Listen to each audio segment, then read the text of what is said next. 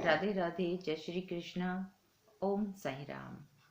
आप सभी को दर्शना शर्मा की ओर से राधे राधे।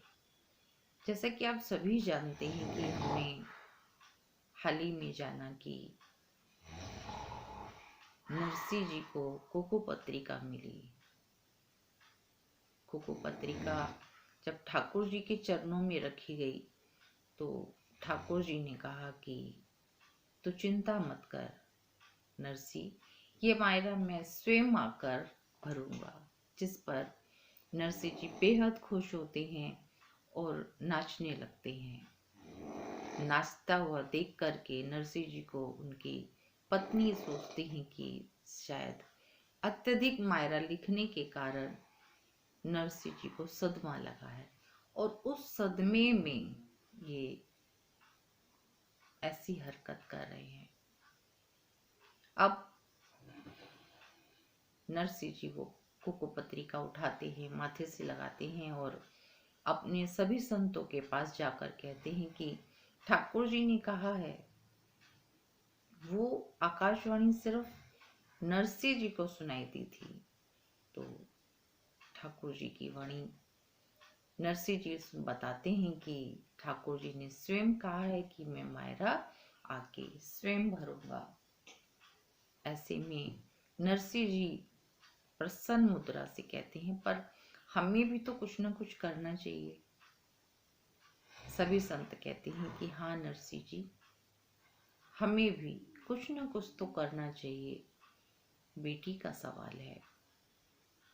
नरसिंह जी कहते हैं कि मैं अपने भाई के पास जाता हूँ, मेरा सगा भाई है, मेरी मदद जरूर करेगा।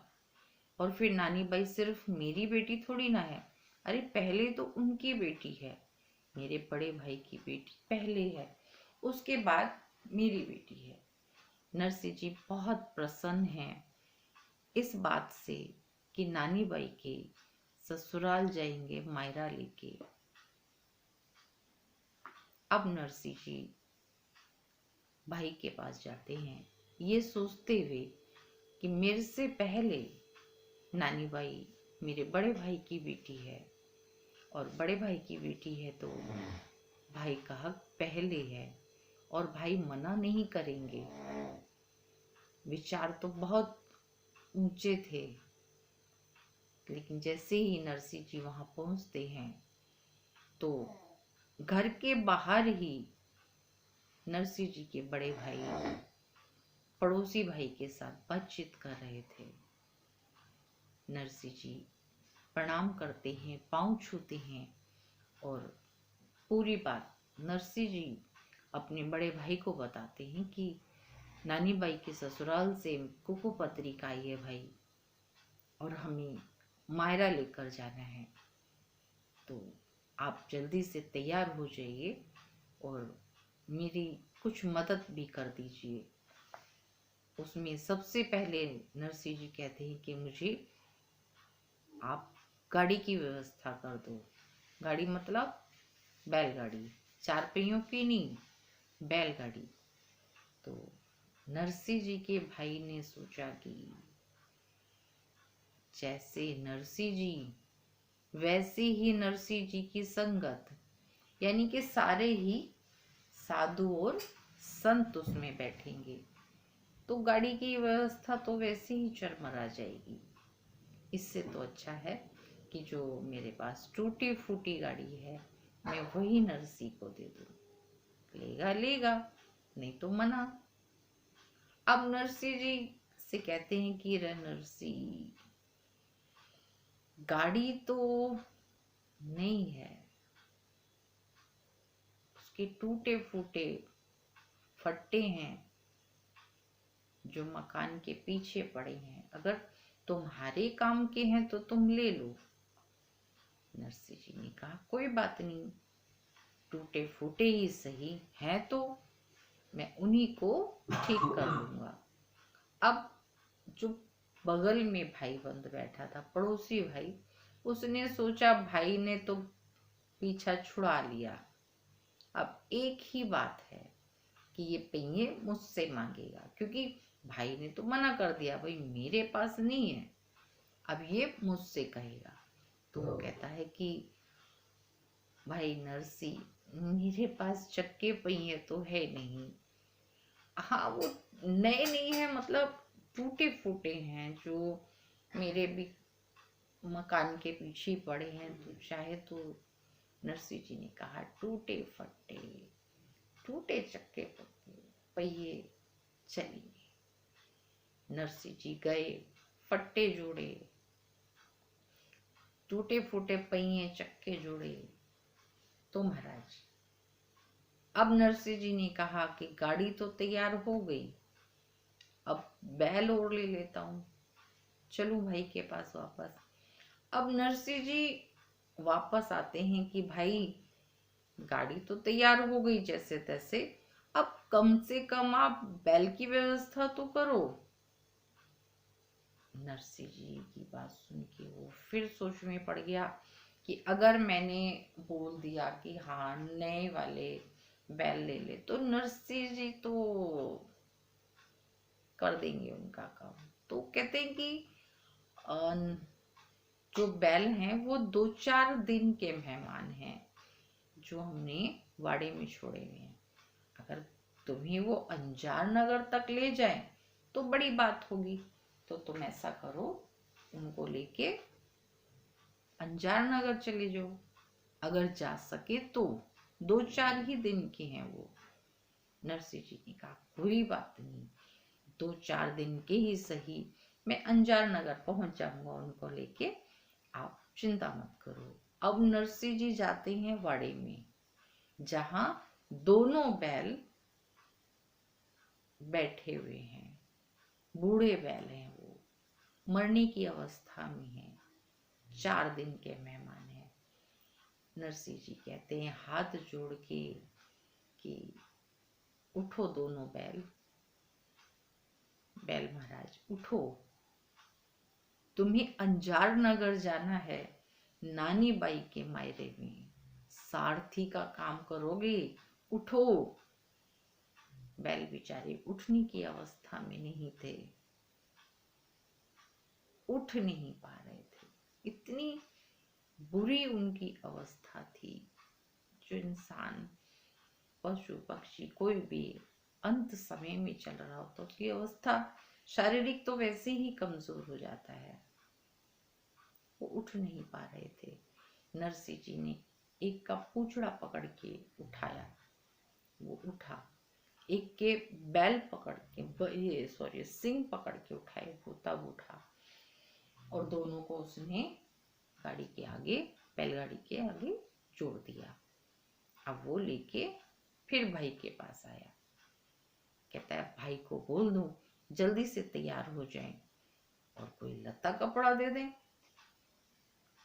नरसिंह जी को क्या मालूम क्या चल रहा है, क्या होगा। नरसिंह जी आते हैं कि भाई बैलगाड़ी हो गई है, अब जल्दी से कोई लत्ता कपड़ा मुझे दो नानी बाई के वास्ते, और जल्दी से तैयार हो जाओ। नरसिंह जी कहते हैं मुझसे पहले आप पिता हो, मैं तो बाद में हूं, पहले आप हो भाई। पर नरसिंह जी को उल्टा जवाब मिलता है। नरसिंह जी से कहते हैं, नरसिंह जी के बड़े भाई कह रहे नरसिंह मैं कहाँ जा पाऊंगा, मेरे पास टाइम नहीं है, तुम तो जानते हो मैं सरकारी अधिकारी हूँ, मैं नहीं जा पाऊंगा।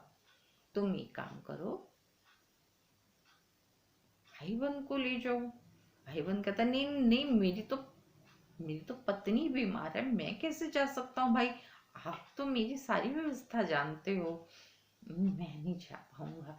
तो नरसिंह जी के भाई कहते हैं कि नरसिंह तुम एक काम करो, तुम अपने उन संतों को क्यों नहीं ले जाते, तुम्हारे जैसे हैं, तुम्हारे साथ चलेंगे और पूरा टाइम भजन कीर्तन करते हुए जाएंगे, तुम्हारा टाइम पास हो जाएगा, तुम्हें पता भी नहीं चलेगा।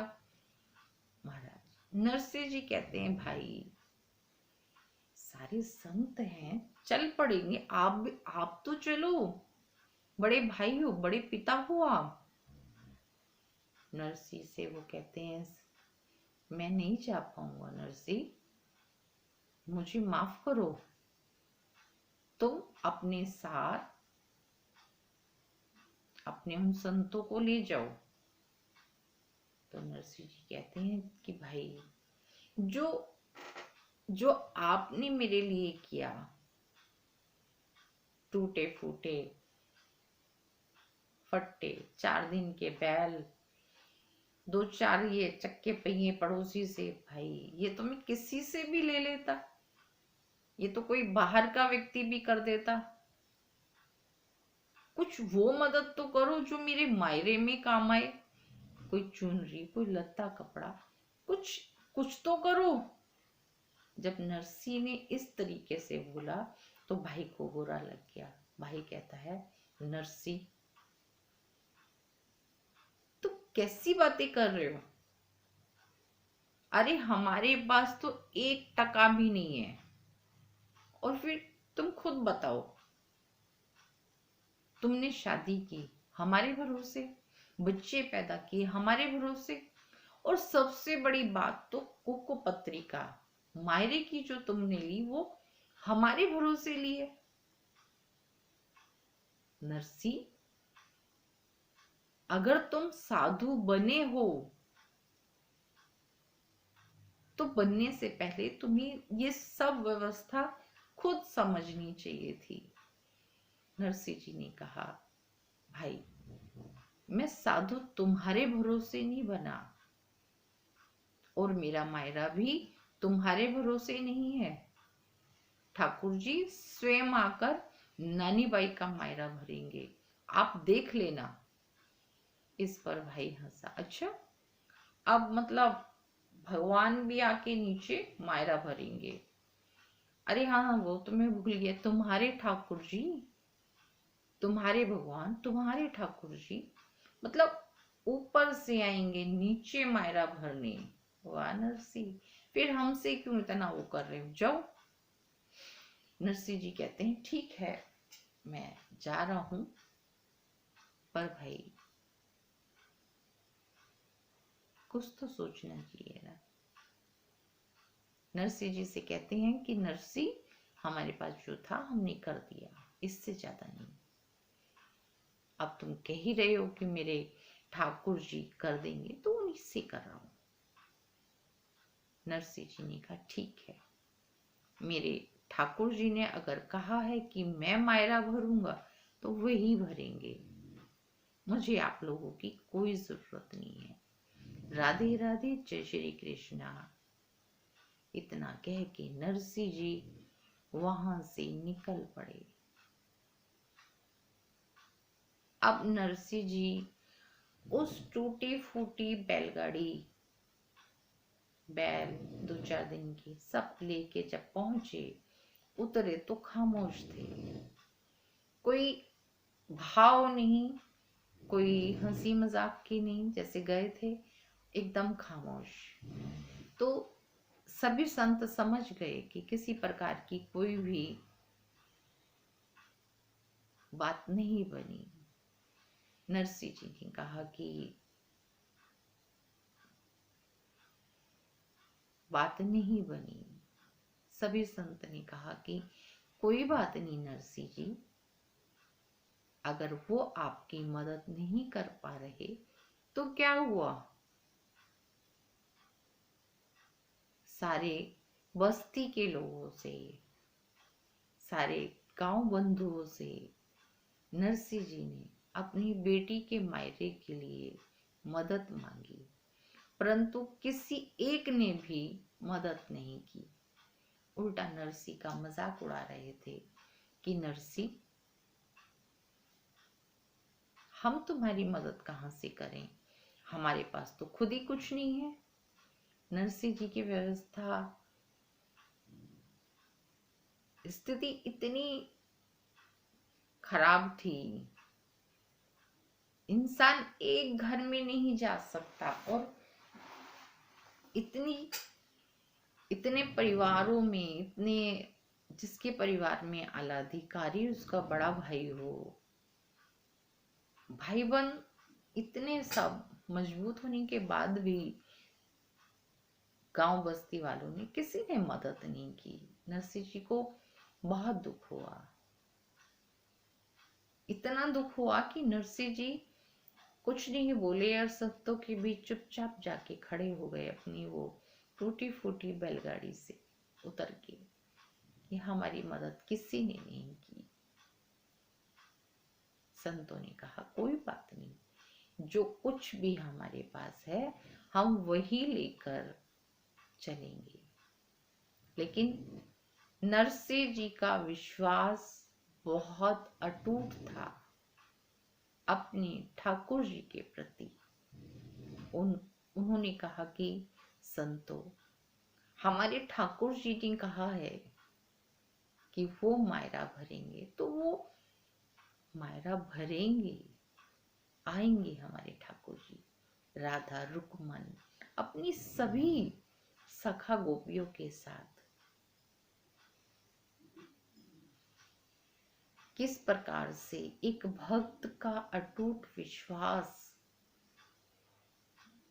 किस प्रकार से अटूट विश्वास बनता है, कल हम जानेंगे एक भक्त की कहानी में कि एक भक्त का विश्वास किस प्रकार से जमता है, बनता है अपने ईश्वर के प्रति। दर्शना शर्मा को इजाजत दीजिए। राधे राधे, जय श्री कृष्ण। कल मिलती हूँ एक सच्चे भक्त की कहानी के साथ। ओम साई राम।